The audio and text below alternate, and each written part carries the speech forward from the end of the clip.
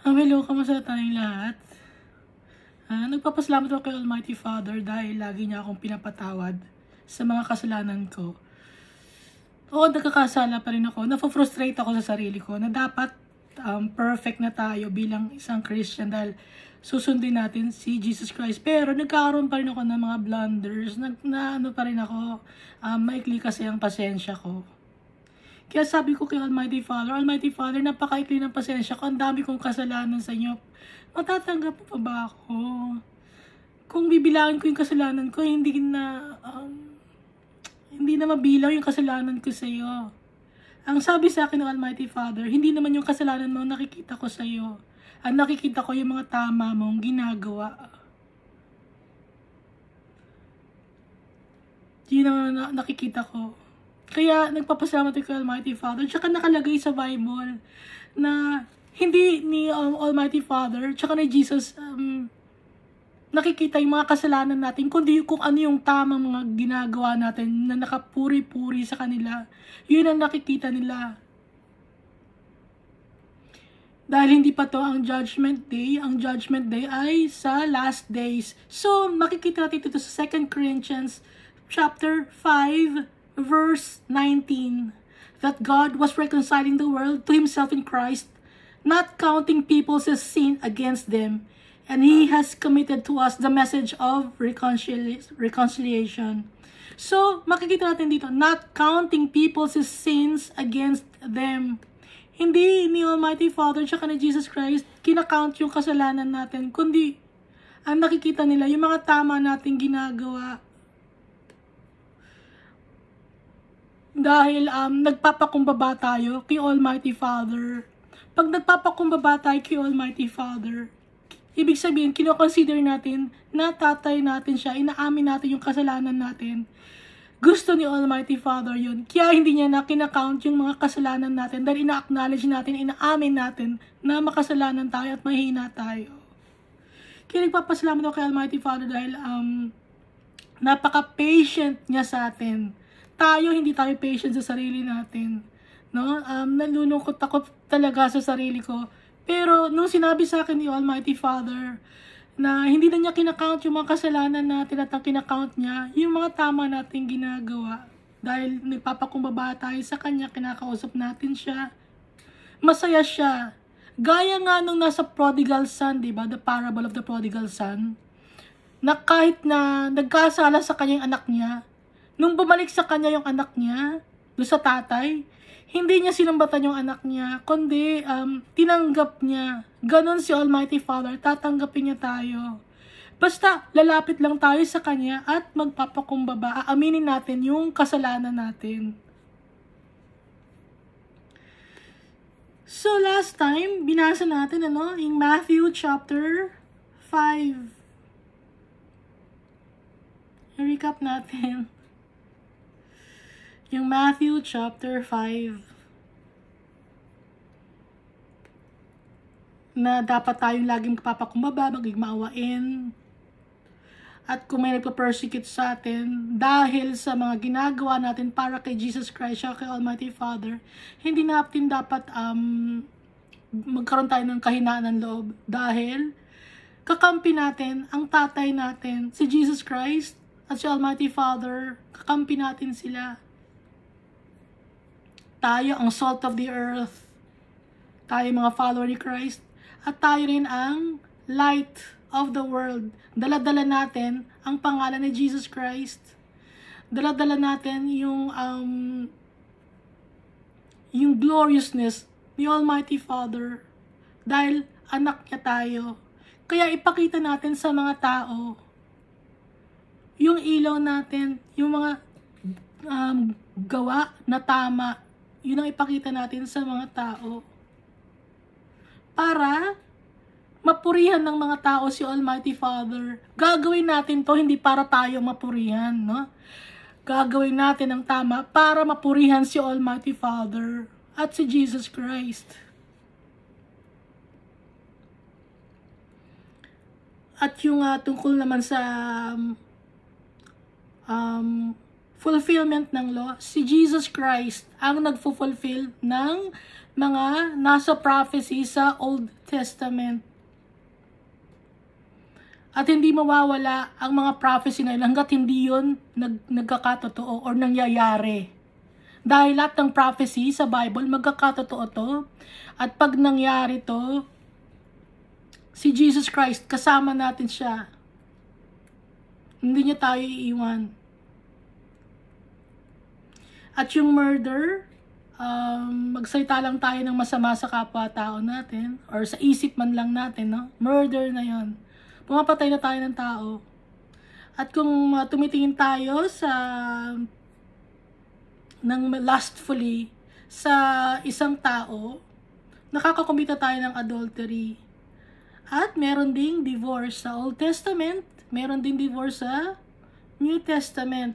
No? So babasahin natin to. Para alam natin, hindi kasi alam ng ibang mga tao. I-share natin.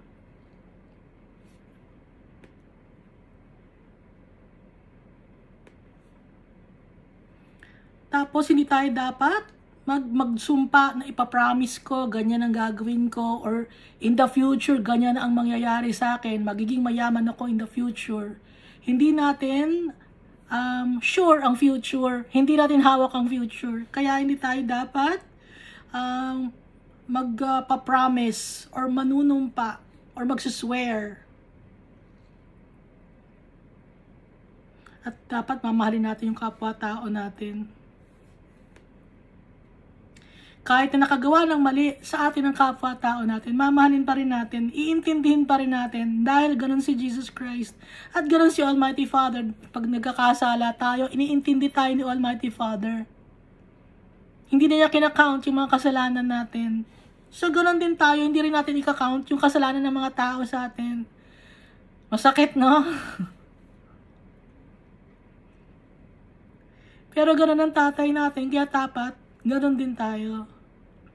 Mahalin natin yung mga taong nangaaway sa atin.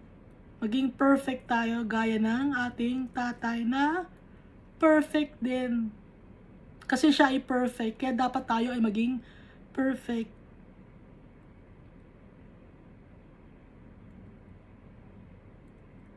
Ipagpe-pray pa natin yung mga nangaaway sa atin. Lord, may mga nangaaway sa akin, pagpalain niyo po sila. Makilala po nila kayo. Bigyan niyo po sila ng blessings, Almighty Father. Gana ng pagpe-pray natin pag may nangaaway sa atin. Sila ipagpe-pray natin.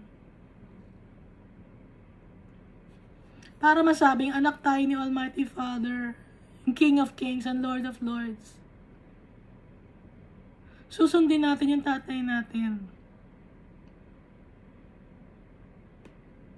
Dahil pinatawad niya tayo sa ating mga kasalanan. Kaya susundin natin yung tatay natin dahil malaking sacrifice ang ginawa ni Jesus Christ para sa atin. Malaking sakripisyo rin yun kay Almighty Father na ipadala niya ang kanyang anak at patayin ng mga tao. Kaya ang part natin ay we must choose our Almighty Father and Jesus Christ. Dahil tayo ang pinili nila. Tayo ang pinili nila kahit na makasalanan tayo, kahit na ang dami nating pagkukulang.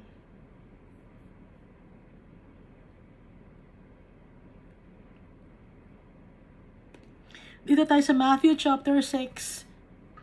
Be careful not to practice your righteousness in front of others to be seen by them. If you do, you will have no reward from your Father in heaven.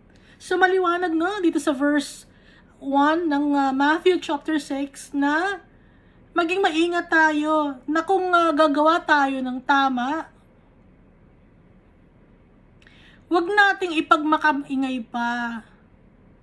Para i-bless tayo ni Almighty Father, siya ang magbibigay ng reward sa atin. Kaya kung may tao kayong tutulungan, huwag yun nang ipagsabi na tinulungan ko ang tao yun, hindi nakakain ng hindi dahil sa akin. Hindi ganon, kasi pag ganon, nakuha mo na ang reward mo. Ang reward mo, yung paghanga ng tao sa'yo. Ituloy natin sa verse 2. So when you give to the needy, do not announce it with trumpets, as the hypocrites do, in the synagogues and on the streets, to be honored by others. So, example, kung doktor ka, kung gusto mong tumulong sa kapwa-tao mo, wag mo nang, meron kaming dito, medical mission, i-announce pa. Kung gusto mo talagang tumulong, mag-isa ka na lang tumulong ng silently. Tulungan mo pa isa-isa yung mga pasyente mo.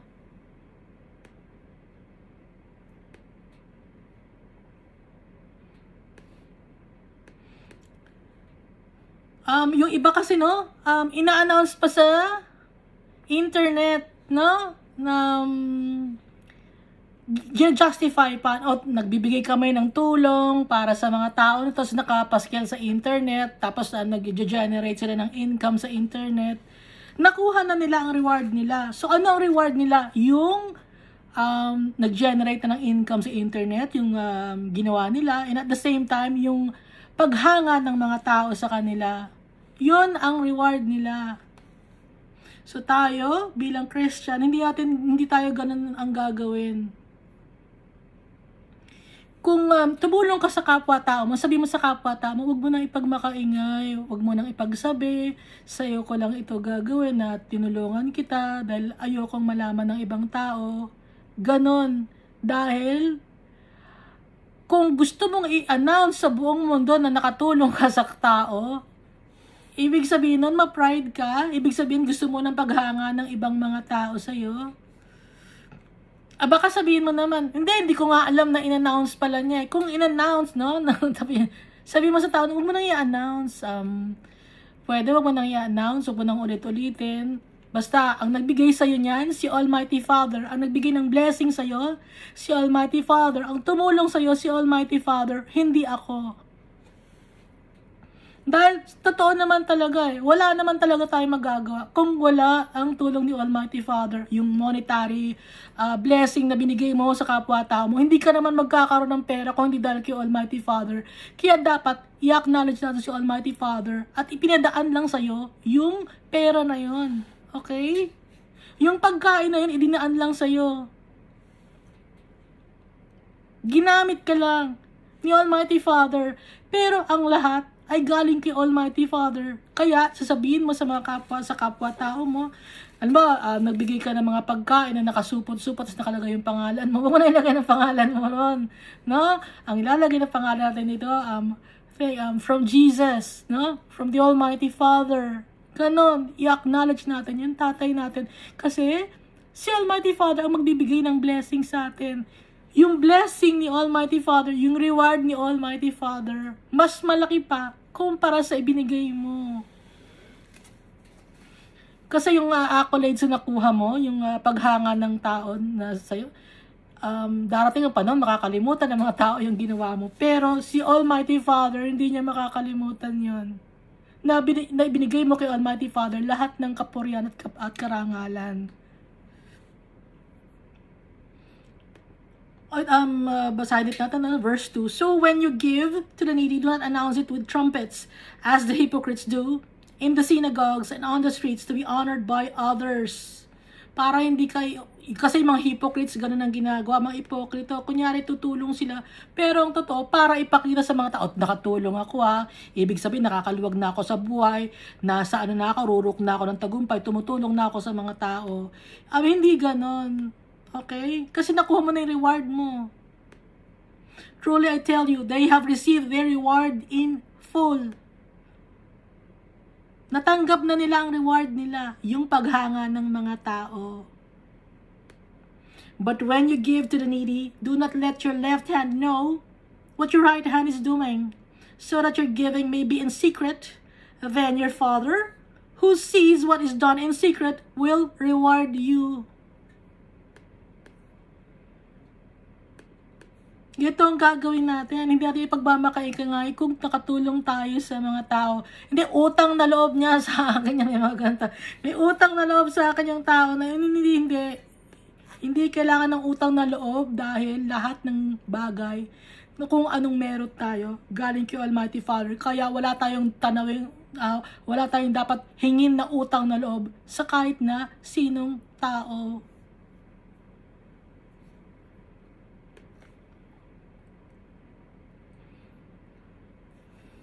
And when you pray, do not be like the hypocrites, for they love to pray standing in the synagogues and on the street corners to be seen by others. Truly I tell you, they have received their reward in full. So ito rin, tungkol naman sa pagpe-pray. Kung magpe-pray ka, tahimik ka lang mag-pray, no? Hindi na ipapakita mo pa sa mga tao, ito, nagpe-pray ako, tinan niya, nagpe-pray ako. O, diba? Ang galing ko, nagpe-pray ako. O, mabuti akong tao, nakikita ninyo, nagpe-pray ako, diba? Ganon, itong ibig sabihin dito. Kundi kung gusto mong mag-pray, silently, mag-pray ka, manahimik ka lang, huwag mo nang ipakita sa mga tao na nagpe-pray ka. Para yung reward natin, si Almighty Father magbibigay, hindi yung paghanga ng mga tao. But when you pray, go into your room, close the door, and pray to your Father who is unseen. So kung magpipray tayo, pupunta tayo sa ating kwarto or sa room, no? Sasara natin ang pinto at mag-isa tayong mananalangin. Kung may kasama kang manalangin na mga brothers and sisters mo, okay lang din yon. Pero yung ipagmamakaingay mo pa na o nananalangin kami rito, tama ang ginagawa namin, ayaw ni Almighty Father. Para i-bless tayo ni Almighty Father, bigyan niya tayo ng reward. Yung pagpe-pray natin, huwag nating pakitang tao. Nagaya ng mga hypocrites. Sabi dito sa Bible. And then your Father, si Jesus Christ ang nagsasalita nito sinulat ni Matthew. Yung accounts ni Matthew, sinulat niya itong mga sinasabi ni Jesus Christ. And then your Father who sees what is done in secret will reward you. Lagi na naman ganun. God will reward us kung yung mga tama nating ginagawa, hindi natin ipinagmamakaingay. Kasi kung hinihingi mo yung paghanga ng mga tao, nakuha mo ni reward mo yung paghanga ng tao sa'yo. Pero mas importante, yung reward na magagaling kay Almighty Father. Kaya, ang gagawin natin, susundin natin yung sinasabi ni Jesus Christ. And when you pray, do not keep on babbling like pagans, for they think they will be heard because of their many words. So kung magpe-pray tayo, hindi tayo dapat madami, no? Paulit-ulit na parang nag-chant na tayo na hindi na maintindihan eh. Kaya ba pag paulit-ulit ang sinasalita ninyo na may prayers na paulit-ulit eh? Ano kayo pinag-pray noon? Ba't paulit-ulit? Paulit-ulit na lang. Anong pinag-pray noon? Hindi ayaw ni Almighty Father noon. Ayaw ni Jesus Christ ng ganon. Kasi do not keep on babbling like pagans. Ano ba yung mga pagans ulit? Yung mga pagans, yun yung mga tao na maraming sinasamba, maraming ginodiyos. Ginodiyos nila ang puno, ginodiyos nila ang tao, ginodiyos nila ang mga halaman, ginodiyos nila ang kanilang mga ninuno. Ganon ang mga pagans. For they think they will be heard because of their many words. Hindi na kailangan ng madaming salitaan. Nakatingin si Jesus Christ siya kasi Almighty Father sa puso natin. Kaya, hindi na kailangan pa ng madaming salitaan. Kung magpe-pray ka, sabihin mo kay Almighty Father. Diretso mo nang isabihin. No? Do not be like them, for your Father knows what you need before you ask Him. Alam na ni Almighty Father. Siya ka na Jesus Christ, ang mga pangailangan natin, bago pa man natin sabihin sa kanila. Kaya, wag nating gayahin ang mga pagans. This is then how you should pray. Our Father in heaven, hallowed be your name. So sa umpisa, Our Father in heaven, hallowed be your name. So pinupuri ka namin, Almighty Father. So ano to, guidelines to. Hindi ito yung mismong lagi mong paulit-ulit na ipagpe-pray or sasabihin, no? Kasi iba ang ginagawa, ulit-ulit nila tong sinasabi. Pero ano ba talaga ang gusto mong makamit or makamtan or ibigay sa ni Almighty Father? So itong Our Father na prayer is guideline to. So yung prayer natin iakma natin sa sinasabi ni Jesus Christ. So una muna, pupurihin natin ang tatay natin. Our Father in heaven, hallowed be your name. Your kingdom come, your will be done on earth as it is in heaven. Mangyari ang gusto mong mangyari dito sa mundo, kahit nasa langit. No? Na kung ano ang gusto mong mangyari. So, ang prayer na to, kahit meron tayong prayer na gusto natin na mangyari, ang sasabihin para natin kung ano ang will ni Almighty Father. Kung ano ang gusto niya, your will be done. Masunod ang kagustuhan mo. Dito sa mundo, pati na rin sa kalangitan. Give us today our daily bread. So, dito na ngayon sa verse 11, nag-request na, no? Na give us today our daily bread. So, ang sinasabi to today, hindi ba? Hindi sinabing give us this year or this month, isang month nang hingian, kundi araw-araw, give us today our daily bread. Gusto ni Almighty Father tsaka ni Jesus Christ na lagi tayo nakikipag-usap sa kanila. So, give us today our daily bread. So, pagkain ang hinihingi dito. And forgive us our debts. At patawarin mo kami sa mga kasalanan namin. Na at nang sa gayon ay mapatawad din kami ng mga nagkakasala sa amin. At pinapatawad din namin yung mga nagkasala sa amin. So, pinapakita dito na paglalapit tayo kay Almighty Father, malinis tayo, wala tayong kaaway, hindi tayo nangaaway. Kasi kung may kaaway tayo, ayaw ni Almighty Father, yung paano ni Almighty Father didinggin ang panalangin natin kung may kasalanan tayo. Kaya, kung meron tayong mga kaaway or mga nakaalitan, ano ang sabi? Iiwan muna natin yung offering natin at pakipagkasundo dun sa mga nakaalitan natin o nakaaway natin. At ang pag-pray din dito ay patawarin tayo sa mga kasalanan natin at pinapatawad din natin yung mga nagkasala sa atin. No? Dapat malinis ang puso natin pag lalapit tayo sa tatay natin para ibigay ng tatay natin kung ano man ang ating mga request sa Kanya. Lead us not into temptation, but deliver us from the evil one. Huwag mo kaming ilapit sa mga tests or temptation. At huwag mo rin kaming ilapit sa mga kasamaan.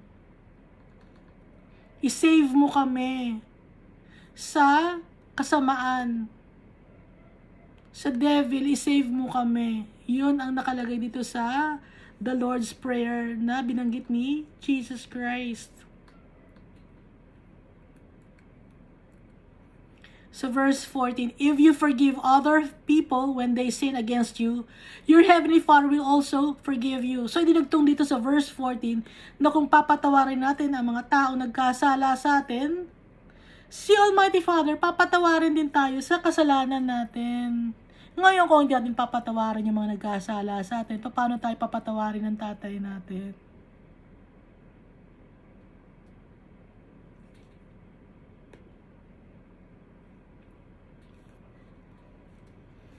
Lahat ito, lahat ng tao to, ay baka sabihin nyo, hindi, nagsiserve na ako kay God, okay na to, maayos ng pakikitungo ko sa kapwa-tao mo.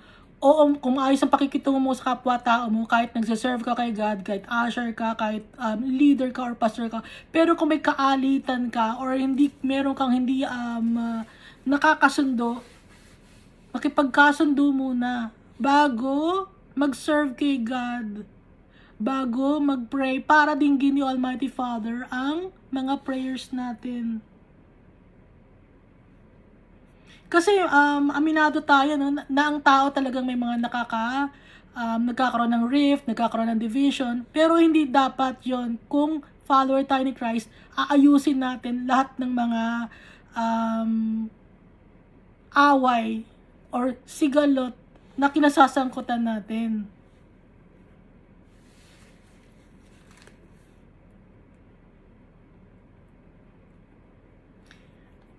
Verse 16, when you fast, do not look somber as the hypocrites do. So kung nagfa-fast ka, no, yung hindi ka kakain, huwag kang magmukhang malungkot or mukhang kaawa-awa, gaya ng mga ipokrito.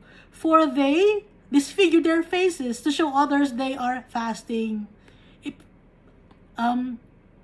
Ipokrito na naman yung mga taong to. Gusto na ipakita sa mga tao na nagpa-fast kami, kaya itong itsura namin. Lulugo-lugo ko, nangihina ako kasi nagpa-fast ako, brother, sister pasensya na, hindi ako makakasama kasi nagpa-fast ako. Huwag mo na ipagsabi na nagpa-fast ka. Ang sasabihin mo lang ay kung ano yung totoo. Pero yung ipapakita mo pa sa tao at ipagmamalakasan mo pa na nagpa-fast ka, hindi tama yon. Ayaw ni Almighty Father. Kung nagfa-fast ka, meron akong kausap ko si Almighty Father.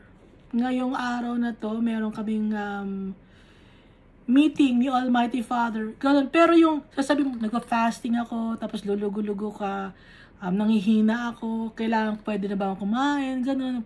Gusto pang ipamukha sa tao na gumagawa ka ng tama. Ayaw ni Almighty Father nun. Truly I tell you, they have received their reward in full. So, na-receive na naman ng mga tao ang reward nila in full. Kung ipagsasabi nila na nagpa-fast sila at ipapakita nila sa tao yung mga tama nilang ginagawa dahil hinahangaan sila ng tao, yun na yung reward nila, yung paghanga ng mga tao sa kanila. But when you fast, put oil on your head and wash your face. Maging maayos ang itsura natin pag nagpa-fast tayo, no? So that it will not be obvious to others that you are fasting, but only to your Father who is unseen, and your Father who sees what is done in secret will reward you. So, pag nagpa-fast, hindi dapat natin ipagmalakasan. Nagpa-fasting ako, brother, sister, ilalagay pa sa sa social media. I'm fasting. Ha? Ayaw ni Almighty Father. Kasi, ibig sabihin na na-receive mo na ang reward mo, yung paghanga ng tao sa'yo. Yung ba ang gusto mo? Yung hangaan ka ng tao? O yung anong gusto mo? Yung reward ni Almighty Father? O yung paghanga ng tao? Do not store up for yourselves treasures on earth where moths and vermin destroy, verse 19, and where thieves break in and steal. Huwag tayong mag-ipon ng kayamanan dito sa lupa dahil sinisira ito ng moth at saka ng mga vermin. Yung mga vermin, daga yun, ano? Ha? Vermin, daga ba yun?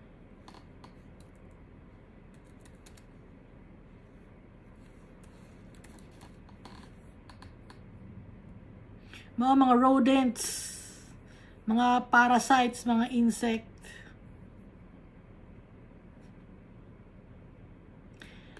Merong minsan may nakita ko sa internet na nag-ipon siya ng pera. Ang dami niyang pera, hindi niya nilagay sa bangko, nakalagay lang sa sako. Tapos nung pagkita niya sa pera niya, gutay-gutay na yung pera niya, kinain ng daga.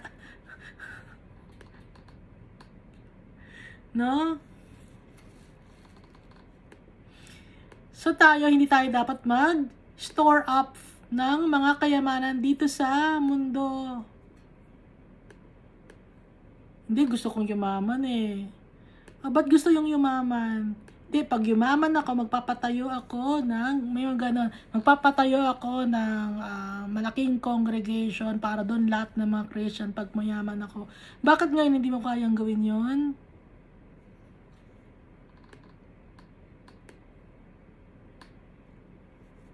Hindi kailangan ni Almighty Father ng malaking building. Ang kailangan ni Almighty Father, tayong mga tao, na tama ang puso natin kay Almighty Father. Hindi kailangan ni Almighty Father. Baka sabihin nyo, hindi, para malaki ang tithes na ibigay ko sa iyo, Almighty Father, gusto kong yumaman. Hindi kailangan ni Almighty Father ng tithes, ng money. Ang nangangailangan nun, yung leader ninyo.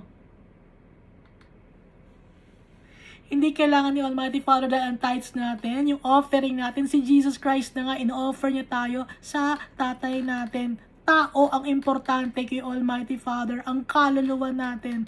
Importante, bawat isa sa atin, hindi sa kung ano pa man ang meron ang mundo na to. Baka sabihin nyo, ginto, gusto niyo ng tatay ko ng ginto ni Almighty Father. Hindi kailangan ni Almighty Father ng ginto. Ang kailangan ni Almighty Father, ikaw mismo na tama ang ginagawa natin sa paningin niya. Paano ba yung tamang ginagawa sa paningin niya? Imbis na ibili mo ng ginto, tumulong tayo sa kapwa-tao natin.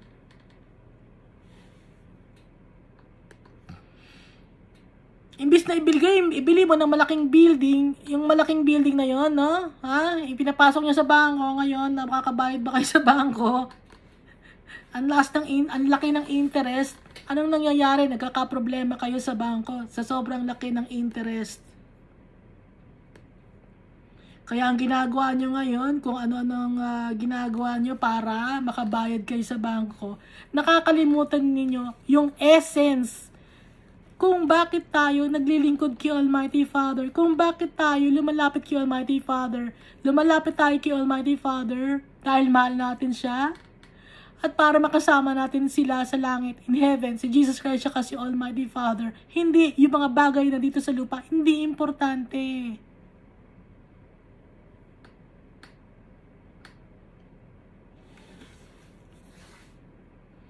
Meron akong nakitang building na umattend ako dati doon. Nagpagawa sila ng malaking building. Tapos, since malaking building yun, mahalang monthly sa bangko, pinapaupahan nila ngayon yun, yung building na yun. Imbis na yung building na yun ay pang service or ginagawa para sa ikapupuri ng pangalan ni Jesus Christ, ang ginagawa ngayon nila is pinaparentahan nila sa ibang mga tao. Pag may kakasal, gano'n, nararentahan. Kaya hindi importante kay Almighty Father ang building. Ang importante kay Almighty Father, tayo. Tayo kasi mismo gumagawa ng problema natin, ano? Ha? Hindi naman si Almighty Father ang gumagawa ng problema natin, tayo mismo eh. Dahil ang dami natin gustong mangyari sa buhay natin. Simple lang ang gustong mangyari sa buhay natin ni Jesus Christ at ni Almighty Father. Lumapit tayo sa Kanya, maging maayos tayo. Ang pagaglakad natin bilang isang Kristiyano. Dito sa mundo, may pakalatang salita ng Diyos. Yun lang naman ang gusto ni Almighty Father. Tapos magtatayo pa kayo ng mga branches. Hindi naman gusto ni Almighty Father yun eh. Ang gusto ni Almighty Father, may pakalat yung salita niya. Tapos manghingi kayo ng tithes. Ngayon, yung tithes ngayon, ikinadadapa ng ibang mga tao, hindi na ngayon na-attend kasi nanghingi kayo ng tithes and offering. Ngayon, yung ibang mga members ang nagtataka, paano ba yung tithes and offering? Hindi nila naiintindihan. Sunod lang sila ng sunod, blind followers. Hindi nila naiintindihan kung ano yung tithes and offering. Ang akala lang nila, pagpapalain tayo monetary dahil bibigay tayo ng tithes and offering. Hindi. Yung tithes and offering, para yun sa high priest. Ang high priest, sino ba ang high priest? Jesus Christ. So, ano ibibigay natin kay Jesus Christ? Tayo mismo. Yung pagkatao natin. Sumunod tayo sa Kanya. Yung natama ang ginagawa natin.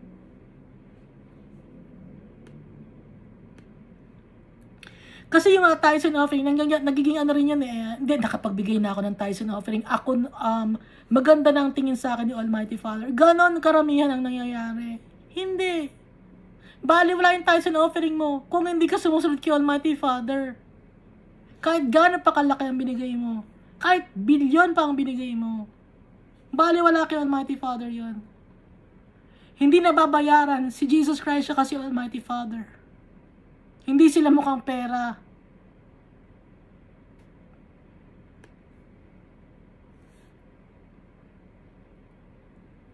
Kaya ang mundo na to binubulag ni Satanas tungkol sa pera. Tungkol sa kayamanan ng mundo na to. Di ba nga nung tinempt ni Satan, si Jesus Christ, ano sabi ni Satan? Ibibigay ko lahat ng mundo na ang bagay dun sa mundo na to, sambahin mo lang ako. Hindi ginawa ni Jesus Christ.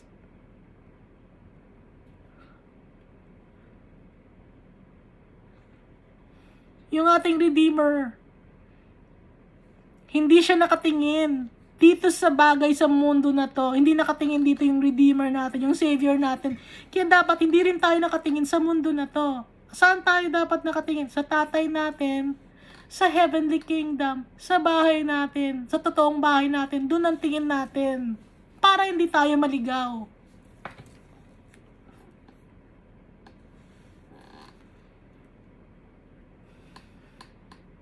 Ulitin natin, no? But store up for yourselves treasures in heaven where moths and vermin do not destroy and where thieves do not break in and steal. For where your treasure is, there your heart will be also. So, nasan ngayon ang puso natin? Kung yung kayamanan natin nandito sa mundo, so yung puso natin nandito sa mundo, no? So, sino ang dapat ang kayamanan natin? Ang kayamanan natin si Almighty Father tsaka si Jesus Christ. Pag sila ang kayamanan natin, yung puso natin nasa heaven, nasa kalangitan. Ang puso natin, nandun ang puso natin dahil mahal natin yung tatay natin at tsaka si Jesus Christ. Kung yung dito tayo nag-iipon ng kayamanan, ang dami natin nagiging kasalanan. Andyan yung mga businessman, no? Alam ko yun eh. Yung mga businessman, ano ka ngayon, magsusuhol ka ngayon, ganun. Yung mga businessman, manunuhol ka ngayon sa auditor, kailangan tataasan mo ngayon yung value ng benta mo kasi nga businessman ka, kawawa naman, tas yung mga mahihirap, kawawa naman, hindi naman makakabili ng items mo.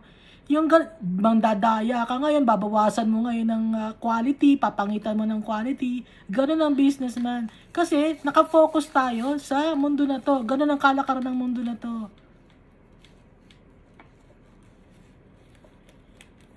Kahit sabi mong follower ka ni Christ, ganun ang kalakaran ng mundo na to.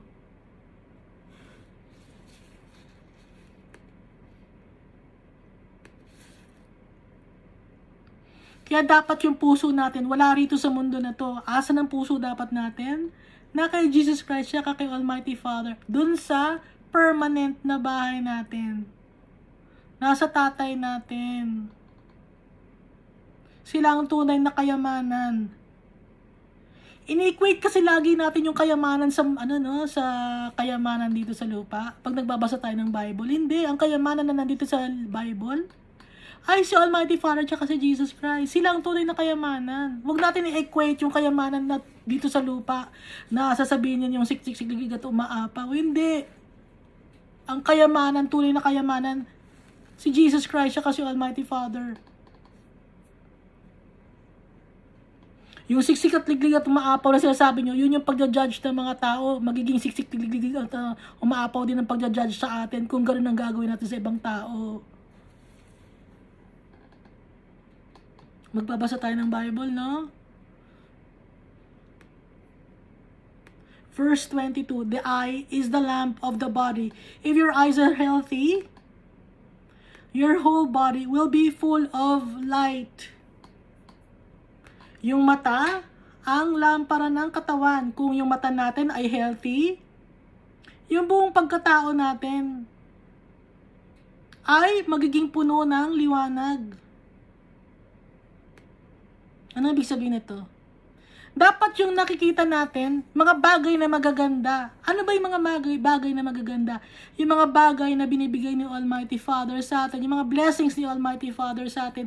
Nang sa ganon, maging healthy tayo, maging maayos din ang pagkatao natin. Kasi may mga tao dyan, puro kadiliman ang nasa isip, no? Puro kasamaan ang nakikita. ay masama yun. Tapos ang gusto niyang gawin, puro kasamaan. Ngayon, yung buong pagkatao ngayon, ay nasisira. Dahil sa, ang nakikita lang natin ay puro kasamaan. Puro mga monetary blessings, puro mga bagay na nandito sa lupa. Ang ay lampara ng katawan natin. Kaya kung ano ang nakikita natin, yun ang nagiging pagkatao natin. Kung ang nakikita natin ay puro blessing ni Almighty Father, magiging maliwanag ang pagkatao natin.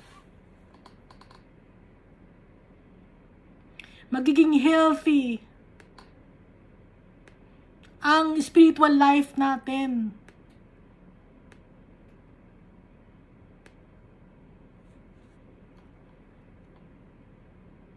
Pati yung paglalakad natin at pati yung pagkilos natin, healthy rin na ayon sa gusto ni Almighty Father. Kasi yung mata natin, maliwanag, nakikita natin ang kaningningan ni Almighty Father. Sa Kanya tayo kumukuha ng liwanag, ng light, pati kay Jesus Christ. But if your eyes are unhealthy, your whole body will be full of darkness. If then the light within you is darkness, how great is that darkness? Kung ang nakikita natin ay puro kasamaan sa mundo na to, gusto natin gawin puro kasamaan, puro panlilin lang, puro pang-aabuso sa mga tao, gusto natin gawin yon. Pati ang buong pagkatao natin, ganon pa rin ang mangyayari sa atin. Napaka-dark ng pagkatao natin kung mangyayari yun. Kaya dapat, ang laging makikita natin ay puro ang kagandahan ng ni Jesus Christ siya ni Almighty Father. Yung kagandahan ng ibinigay niyang blessings. Example, no? Kung may pagkain kayo, example, meron kayong isda na pagkain. Ano yung perception mo sa isda? Ay, isda lang to eh. Mahirap lang kami, isda lang to. So, nagiging pangit yun. Pero, kung ano yung perception mo sa meron kaming isda, masarap ang ulam namin, isda. Masaya ka. Blessing ni Almighty Father. Kaya, yun, natutuwa si Almighty Father kahit maliit lang na isda, masaya ka, blessing ni Almighty Father, natutuwa si Almighty Father. Kaya pati yung buong pagkatao mo, yung perception mo sa bawat nasa paligid mo, maayos. Pero kung, ay isda ang ulam namin. Ngayon, ang perception mo ngayon sa bawat bagay na nasa paligid mo, pangit din kasi yung bagay lang na isda, dalawang, naintindihan niya ba? Isa ang tingin niya sa isda, masarap. Yung isa ang tingin sa isda, pangit. Dapat ang tingin natin sa isda na yon, masarap yon, blessing yun ni Almighty Father. Hindi yung isda, pang mahirap to, hindi ko to gusto, hindi ako mabubusog dito.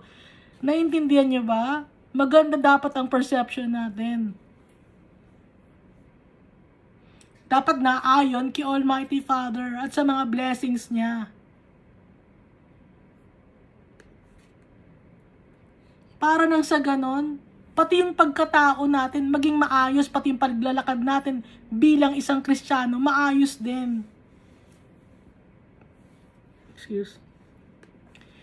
No one can serve two masters. Either you will hate the one and love the other, or you will be devoted to the one and despise the other. You cannot serve both God and money.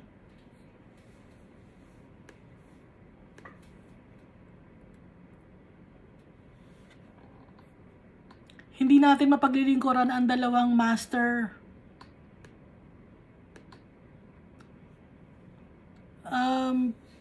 Kung meron kayong merong example, halimbawa,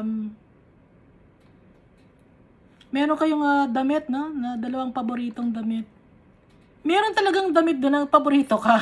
Kahit paborito mo yung isang damit na yon or dalawang damit na yung paborito mo, meron ka talagang isa ron na paborito mo na hindi na kahit i-compare doon sa isa, mas yung pa rin ang pipiliin mong damit. Naintindihan niyo ako?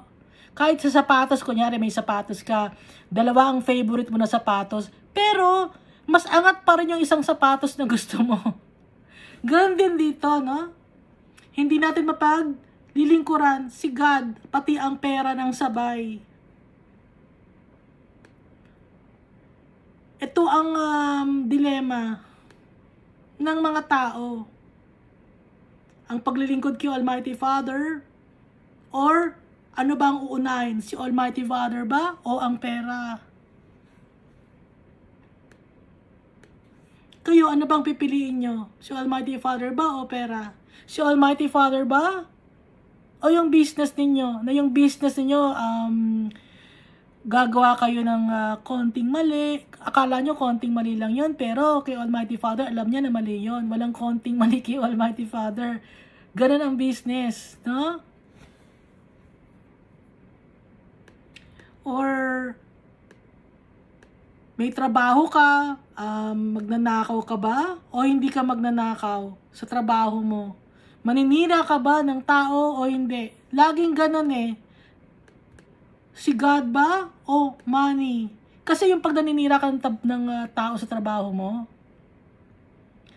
ibig sabihin kaya ka naninira, no? Gusto mong umangat ang pwesto mo, matanggal ngayon sa trabaho yung isang katrabaho mo, ikaw ngayon ang angat, ikaw ngayon ang matitira. So, considered as money na rin yun para mawala yung paninirang puri mo sa trabaho mo, sa kasama mo. Naintindihan niyo ba?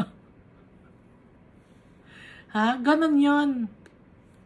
Kaya dapat uunahin natin si Almighty Father. Yung tama, lagi ang gagawin natin. I-despise natin yung kasamaan, yung hindi tama. I-despise natin. At mahalin natin si Almighty Father. Kasi si Almighty Father ang totoo. Siya ang forever na makakasama natin. Siya ang permanent. Siya ang creator natin. Siya ang tatay natin. Siya ang Almighty God. Kung hindi dahil kay Almighty God, wala tayo. Wala tayo sa mundo na to. Kaya dapat lagi nating i-choose si Almighty God sa kahit ano pa mang meron ang mundo na to.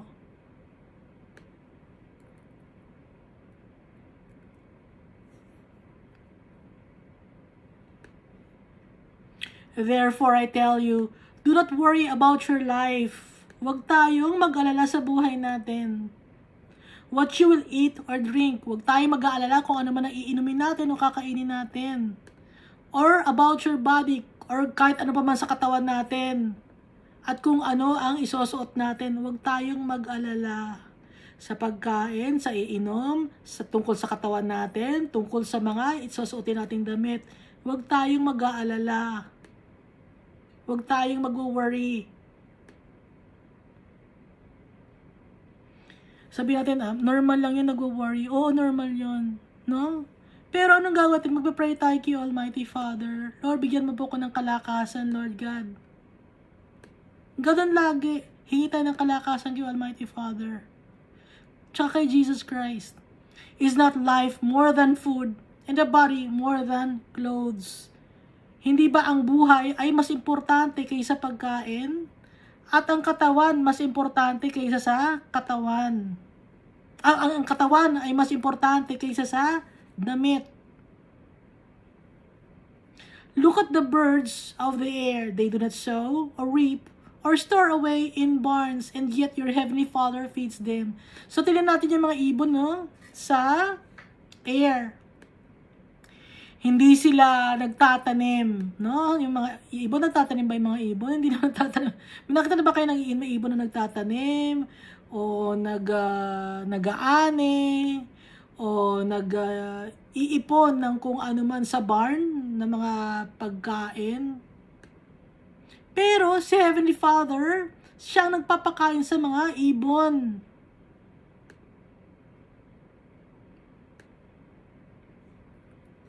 Are you not much more valuable than they? Hindi ba kayo mas importante kaysa sa mga ibon?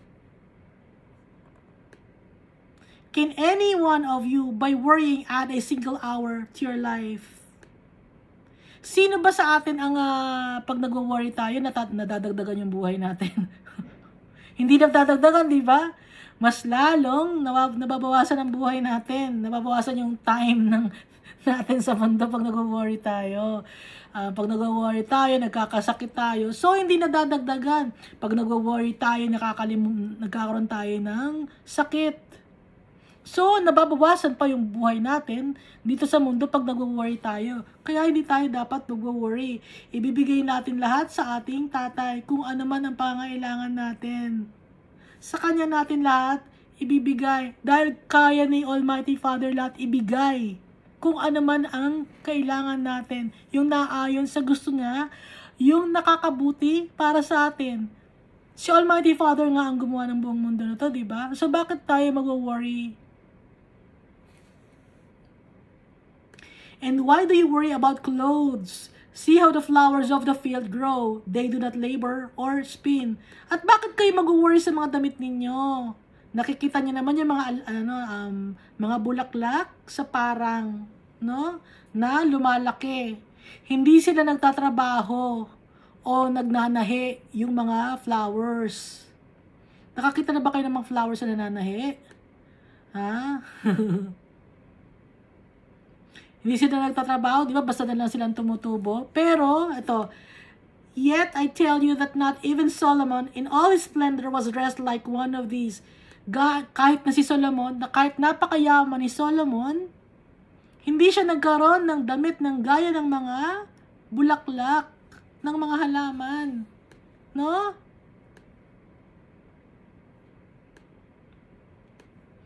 Minsan ako na, ano kayo doon? Susuot ko ng damit. Pag may mekos-mekos ko na lang yung mga damit ko. Mekos-mekos na mix-mix. No? Meron sa internet search nyo, mekos-mekos. Ibig sabihin, may mix-mix pala ibig sabihin nun. So yung damit ko, pinag-mix-mix ko lang. Hindi na ako nag-worry sa damit.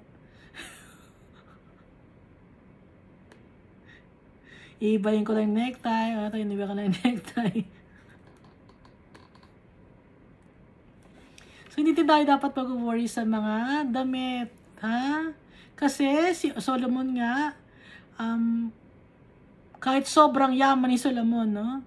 Hindi siya nagkaroon ng damit na gaya ng sa mga bulaklak. If that is how God clothes the grass of the field, which is here today and tomorrow is thrown into the fire, will He not much more clothe you, you of little faith? Napakaliit ng pananampalataya ninyo, sabi ni Jesus Christ. Kung yung mga grass nga, di ba, na tumutubo, tapos kinabukasan, susunugin na. May mga damit sila na magaganda. Kayo pa kaya, you of little faith, napakaliit ng pananampalataya ninyo kay Almighty Father. Si Almighty Father, lahat ng nag-create ng mga bagay na tinatamasa natin ngayon, mga nakikita natin ngayon, yung mountains, yung trees, si Almighty Father, lahat. Kaya hindi tayo dapat mag-worry sa mga kakainin natin. Minsan bigla na lang may dumarating sa atin na blessings, ganon. So, dapat lagi tayong magpapasalamat kay Almighty Father dahil alam niya yung pangangailangan natin. So, don't worry saying, what shall we eat? Or what shall we drink? Or what shall we wear? Anong kakainin namin? Anong iinumin namin? Anong dadamitin namin? For the pagans, run after all these things and your heavenly Father knows that you need them. So yung mga pagans, ganito ang ginagawa. Lagi sila nagwo-worry. Kasi akala nila sila ang makakapag-fulfill ng kanilang mga kailangan. Kaya nagwo-worry ang mga pagans. Kaya wag natin gayahin ang mga pagans. Kasi si Heavenly Father, ang tatay natin, alam ang mga pangangailangan natin sa araw-araw. Dito tayo sa verse 33, no? But seek first His kingdom and His righteousness, and all these things will be given to you as well. Hanapin natin yung kingdom, kaharian ni Almighty Father. Hanapin natin siya. Pati yung kanyang kabutihan. Hanapin natin yung tatay natin. Kasi wala naghahanap, hinahanap ba natin yung tatay natin? Hahanapin natin yung tatay natin. Di ba, dito sa lupa, hinaharap nyo yung tatay ninyo pag wala kayong mga pagkain. Ganun ng bata pa kayo. Kung nagugulat sa yung tatay ko, dati nangingi ako ng pagkain sa tatay ko, hindi ako binigyan. Ang binigyan lang yung bunsong kapatid, ako hindi binigyan. Ba't ganon? Pero ngayon, yung tatay natin, si Almighty Father, ibibigay ni Almighty Father. Basta hanapin natin siya, yung kanyang kaharian at yung kanyang kabutihan. Dahil napakabuti ni Almighty Father. At lahat ng mga bagay ay ibibigay niya sa atin. All these things will be given to you as well. Ano ba yung kaharian? Yung kaharian ni Almighty Father. Paano natin malalaman yung kaharian ni Almighty Father? Paano natin mahanap? Magbabasa na tayo ng Bible, kikilalanin natin yung tatay natin. Hahanapin natin siya, yung kabutihan niya. Alamin natin kung ano ang kabutihan ba ng tatay ko. Yung tatay natin, ang kabutihan niya, siya ang gumawa sa atin. Mahal na mahal niya tayo. At lahat ng mga bagay na pangangailangan natin, ibibigay ng tatay natin. At masigit pa ron, dahil yung kingdom ni Almighty Father, isa tayo sa magmamana nun. Inheritance natin yon. Tagapagmana tayo ni Almighty Father. Kung nahanap natin si Almighty Father, magkakaroon tayo ng pananampalataya. Kaya magkaroon tayo ng pananampalataya sa tatay natin. Dahil hinahanap natin siya, alam natin na siya ang magbibigay sa atin ng mga pangangailangan natin.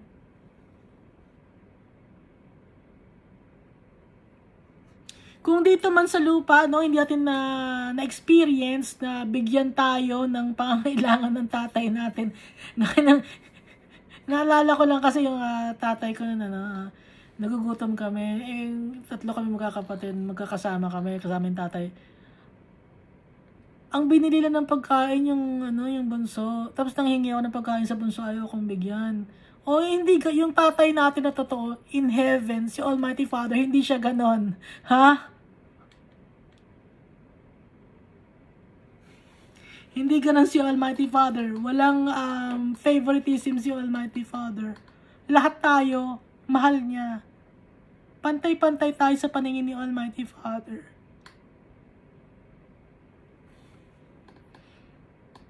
Kaya ngayon nahanap na natin yung tatay natin. Magtiwala tayo sa tatay natin. Ano ba ang kinaka-worry ninyo? Sige nga, ano ba? May bahay kayo, di ba? Maganda ang bahay ninyo. Kumakain naman siguro kayo, di ba? Anong mga kinakain ninyo? Masarap ang ulam ninyo, di ba? Kasama ninyo ang pamilya nyo, di ba? Maganda ang tulog ninyo sa gabi. May internet kayo, kaya kayo nakaka-nood dito. So, ano pa ba ang kakulangan meron ang gusto yung mapunan? Maging masatisfy tayo, no? Magkaroon tayo ng satisfaction. Kasi may mga tao na hindi sila satisfied. Gusto pala, they want more and more. Pero sa kakahanap nila ng more and more and more, mas lalong nagugulo ang buhay nila dahil hindi nila nakikita si Almighty Father. Ang nakikita lang nila yung mga bagay na kulang sa kanila. Ngayon, si Almighty Father ang magsasatisfy sa atin. Pag nakilala natin siya na nagsasatisfy sa atin. Magiging kontento na tayo sa buhay natin dahil lahat ng pangangailangan natin binibigay ni Almighty Father. Therefore, do not worry about tomorrow, for tomorrow will worry about itself. So, wag tayo mag-aalala, no? Para sa bukas dahil yung bukas na ang mag-worry para sa kanya. Yung bukas mag-worry ka na para sa sarili mo. Ngayon, hindi kami mag-worry. Dahil, each day has enough trouble of its own. Alam ni Jesus Christ na mahirap talagang mabuhay dito sa mundo. Kaya, each day tayo mamumuhay dito sa mundo dahil hindi natin alam ang future. Kahit yung kinabukasan natin, bukas lang, no? Hindi natin alam kung ano mangyayari bukas. So, kaya, each day has enough trouble of its own. each day. Kaya nga, di ba dito sa the Lord's Prayer, di ba? Give us today our daily bread. Kasi nga, every day, no? Kaya, wag tayong mag-aalala at wag ano ngang sinabi dito? Do not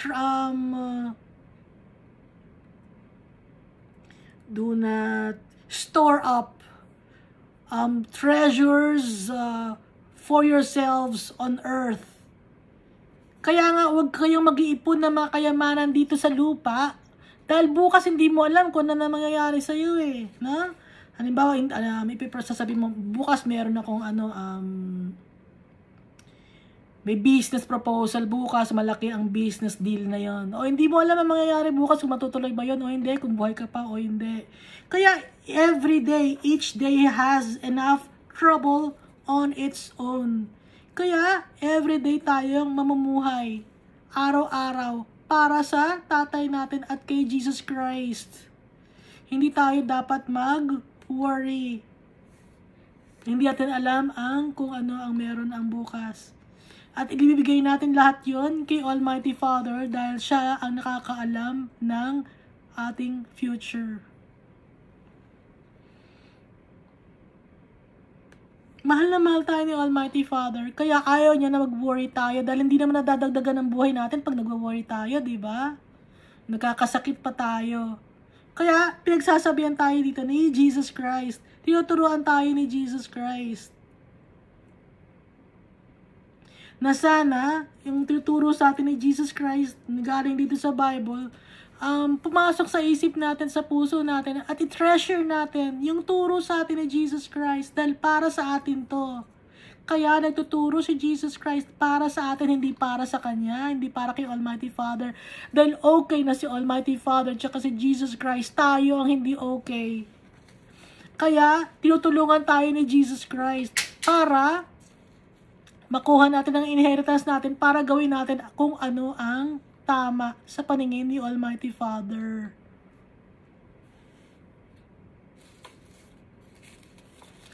Maraming salamat no sa mga may nanonood ba. Maraming salamat at sana patuloy tayo magbabasa ng Bible at magpe-pray kay Almighty Father at kay Jesus Christ. Huwag natin pagtiwalaan ang sarili natin, yung kakayahan natin. Huwag tayong magmayabang. Lagi tayong magpapakumbaba. Dahil yun ang gusto ng tatay natin. Dahil yun ang tama. Dahil tayo ay creation ni Almighty Father. Tsaka ni Jesus Christ, ang ating Savior and Redeemer. God loves us all so much.